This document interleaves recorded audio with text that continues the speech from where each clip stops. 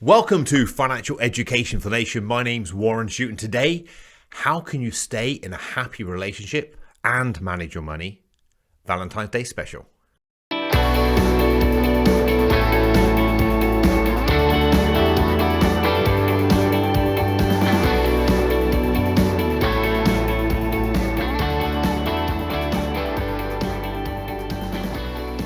This episode has been sponsored by Idealo, the price comparison website.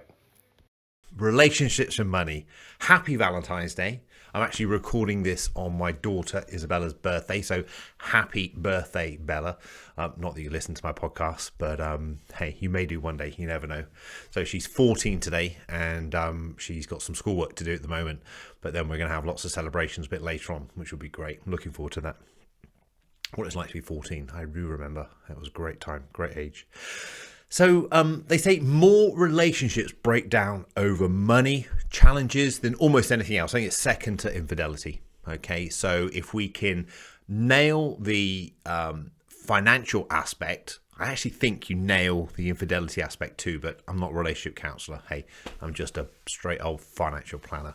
And I think you can take a lot out of the equation, because it all comes down to values, okay? And we'll touch on those in a second. But what I want to say to you is couples that plan together, stay together. And what I mean by that is if you make a plan together, your future vision is aligned together. And it sounds corny, the couples that plan together, stay together, but it's so true, because if you're making everyone plans, whether it's intentionally or unintentionally. And if you're planning your own future and your partner's planning their own future, you could be going off at tangents, and you'll go down that road, and one day you'll find out that, oh shoot, we've drifted apart. And I'm not saying all relationships break down like this, and forgive me if you've been in a relationship that's broken down. My aim isn't to try and think I know everything about everything, but what I do understand is human psychology, and I understand about our values and our needs and our vision and what we want to achieve. And couples who plan together stay together. So what I mean by that is, let's create a compelling vision, step one in the money plan, that includes both of your values, both your dreams. And a key to a successful relationship, I think everyone will agree, is communication. And communication, remember, is a two-way thing. Okay, it's verbalizing, stumm, listen. Listen, not hear, listen. Take it in, understand. What do they mean by that? And then communication is, so when you said that, explain to me, what did you mean by that? Let me try and understand a bit more about that, about you. I've never asked you about that. Tell me a bit more. And I think the key to a great relationship is great questions. Okay, so if you can communicate and ask some great questions and listen to the response you're getting, and then feedback, and really trying to understand what the individual, your partner or your business partner or your family member, whoever it might be, because relationships aren't just sexual relationships, they're just relationships with ourselves and others. Do you really know what your partner wants to achieve in life? And if you do, are you taking that into account with your compelling vision? Because it's a relationship. Now, a relationship means that you give and you receive. So I believe I've given up so many things in my life for my relationship, but I've gained tenfold, 100-fold more back in return for what I've given up. And I think I would have been further along the line in different areas, probably financially, but I would have been way, way, way back in other areas. I would actually include happiness in there. So it's a balancing act in life. And I think with our relationship, it's, do you know what your partner wants to achieve in their life, both personally and professionally? And do they know what you want to achieve, both personally and professionally? So you have this communication so people know, so you can align your outcomes, your visions, to create this compelling vision together, so you can go forth together and achieve more than you would on your own. Because I think for example, have achieved an awful lot more by being in a relationship than I would have done on my own. Overall, absolutely, without a question of doubt. And if you don't know what your partner, significant other, spouse, whatever term we want to give to this, wants to achieve, how can you help them be truly happy with who they are and what they want to achieve? How can you support them? Because we know in relationships, the happier your partner is, the happier you normally are. I know there's all these old sort of sayings and jokes, happy wife, happy life and things, but it's true. If your partner is happy, you can be happy.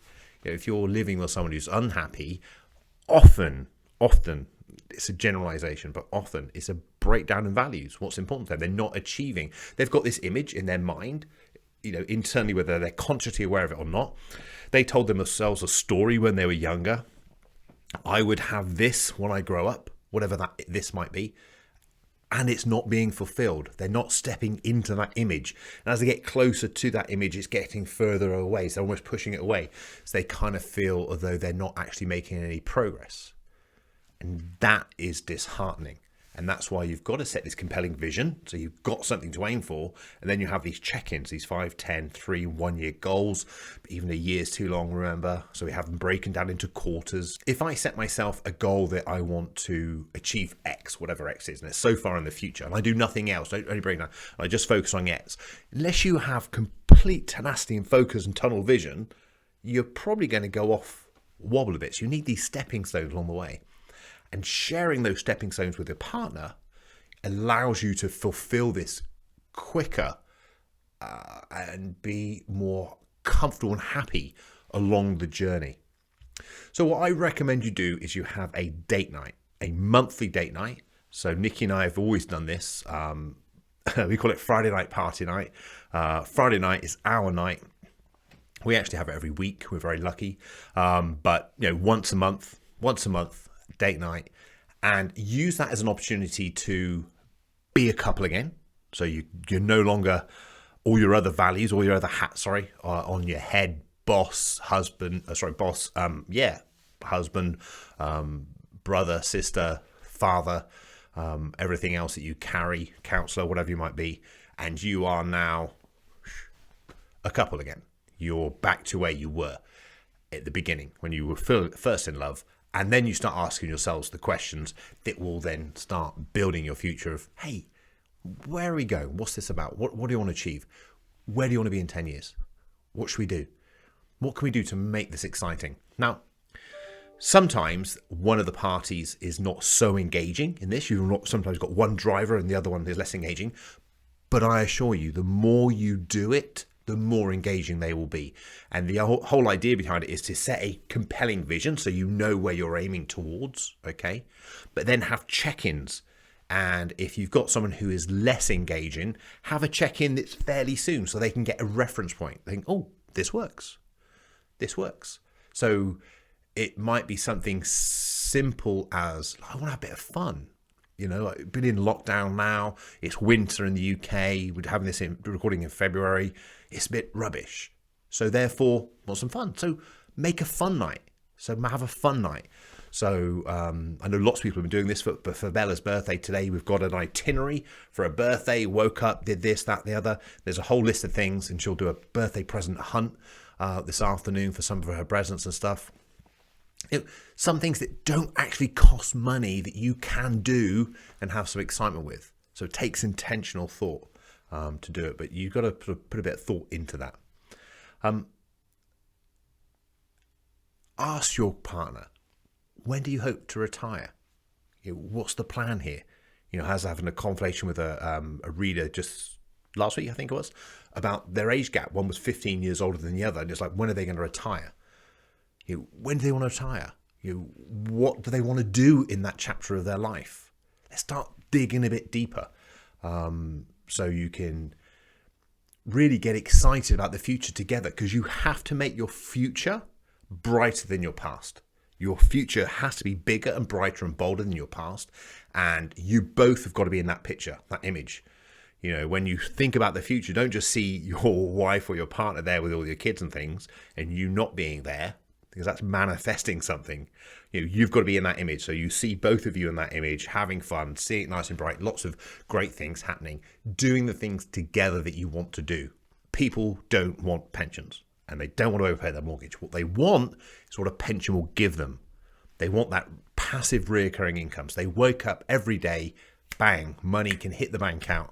They get paid automatically. That's what they want, financial freedom. So when you're talking about, hey, look, we need to put more money into the pension, link it to so that we can fill the blank, so that we can go on a holiday to Bali, so that we can retire at 55 rather than 65. It's like if you're discussing a big purchase, so whatever the blank is, I don't want to say what the blank is because everything's different for everyone. So it might be, let's defer buying the new car so that we invest that money and therefore we can retire at 55, which is only 5 years away or 10 years away, rather than 65. Let's forego getting a brand new iPhone every year or mobile phone every year, and let's top up our pensions instead by that monthly payment we do so that we can retire at 55 or 65 or whatever it is. So when we retire, what are we going to do? Let's have a bucket list of dreams, ambitions. I have one of all the things I want to do when I do reach retirement, and we talk about it. I said the other day, I'd really, really be interested in researching more in my family tree, but not at home, like just doing it, actually going off around the world and traveling. I'm very lucky to have family in America and Australia, going over there and just checking things out. But I would also like to visit every safe country in the world. I'm not really into going to places that aren't particularly safe. I'm quite a cautious person, really. When you are in your retirement years, you look back with such fondness and such admiration of your retirement years, so of your earlier retirement years. And we have windows in life. And if you're in the accumulation phase, I call your wealth window, creating wealth for your retirement, your independence period, you need to try and put as much money as your way so that when you come to your independent period, your retirement period, you have the money that you can spend on and travel and create the dreams that you want to. Whatever things are for you, you may not enjoy traveling. So, it's not right for me to say go traveling. Let me talk about values as well, value conflict. So when there's an argument about money, there's an argument about most things really, the argument rarely is about the thing you're arguing about. Okay, the argument normally is about a values conflict. So let me give you an example. So Nikki and I first got together. She would come home. We were both on modest incomes. We were working heart out. She was actually earning more than me. I was studying in the books virtually all the time. And she would come home. She was earning good money. And she'd come over with shopping bags from a shopping day with her friends. And she'd have a great day. She'd kick the door shut and come in. And I would look at the bags and I'd get kind of annoyed. I wouldn't get angry. I'd get a bit frustrated inside. And she could tell me, what's wrong? She's like, well, why are you going spending all that money? What are you doing? It's a waste of money. It wasn't about the shopping. That wasn't the thing. What it was I linked spending money to moving away from financial freedom. That's what's important to me. I came from a very modest background when I was growing up. It was very important to me that I was financially independent, financially free of anything. So I moved away from shopping because that took me further away from being financially free, and I wanted to accumulate and save and invest money. Whereas she linked to shopping having fun and enjoyment. So when I got frustrated or angry or annoyed would be a better word, wasn't angry, annoyed with her about shopping, she thought I didn't want her to have fun. And it took us to sit down and have the conversation and say, hey, look, this is how I'm feeling. I think sometimes you need those open conversations to say, hey, look, this is how I'm feeling. Let's have the conversation around your shopping and my values and your values, and let's try and get something in alignment. And it was right early on in my career that I developed the bank account system. And the bank account system was developed intentionally for that purpose. It was actually intentionally originally developed because I had clients coming in, they had too much money, too much surplus money that they couldn't account for. But it then morphed into Nikki and I being able to manage our money. So we have one account that covers all the bills. Money goes into there. We know the bills are covered. And then we have our wham, our allowance every week paid into our individual accounts. And Nikki loves spending money, and she'll buy things mainly for other people than herself. But that gives her joy and pleasure. And do you know what? Well done to her. That's absolutely fine. Because I know she sticks within her wham, her allowance. And I don't mind what she spends it on or who she spends it on, because that's my allocation or our allocation to that spending. I have the same. Mine kind of accumulates. I normally buy a couple of bigger items, and spending money is less of an issue for me. But that's worked out. And what happens is we know our bills are covered. We know we're saving for our future. We still have spirited debates about increasing our investing, but we have the conversation about it. So check that out. Have a look. Have the date night. Create the compelling vision. Set some goals. Get some short-term targets in there for each other. Make your future bigger than your past for both of you. Make sure it's compelling for both of you. Make sure it's something that really excites you, because the future should be really exciting. And I really think it is. And I think you only grow old when your memories outweigh your dreams. Okay, so make sure you make something of that. So this week, 5 things that you can do to improve your money and relationships.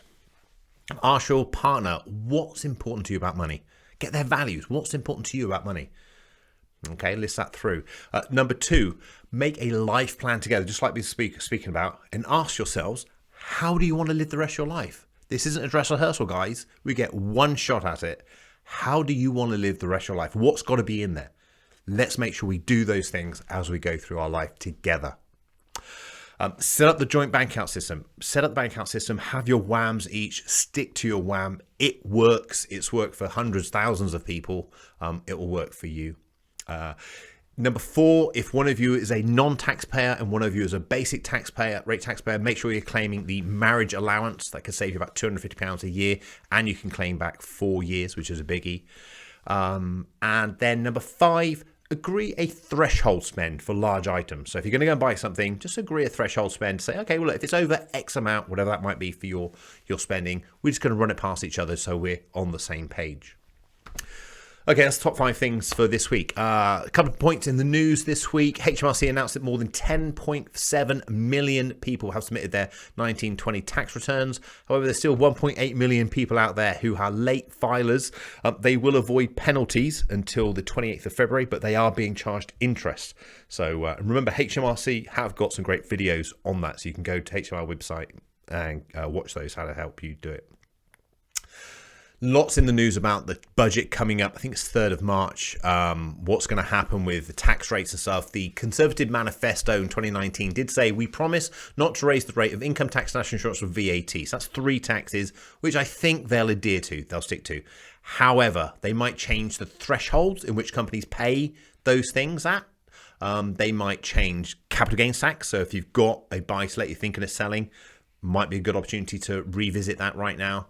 You got a company, you think about company profits. If you've got, they're talking about corporation tax rates rising as well, or they're looking at possibly a brand new levy, national insurance tax, called the Pandemic Recovery Levy. Me personally, I don't think there's going to be an awful lot in there. I don't think there's going to be a lot in there. I think the economy's too fragile. He's not going to spook anyone, and the most important thing is he keeps the fire burning. But we'll see. We'll see. A couple of questions in from the readers this week. This is one of the things I mentioned in the main body. My husband is 15 years older than I am, and I need help planning. How should I invest my pension and my mortgage? Sorry, and repay my mortgage. So what I basically said to her was, hey, look, you need to set your retirement date together, because most people want to retire together, because it's about having that next chapter of our life. So it means you get an extra long retirement. But it does mean you've got to focus down. So set your mortgage retirement date to the same date, so roughly 15 years or less, obviously.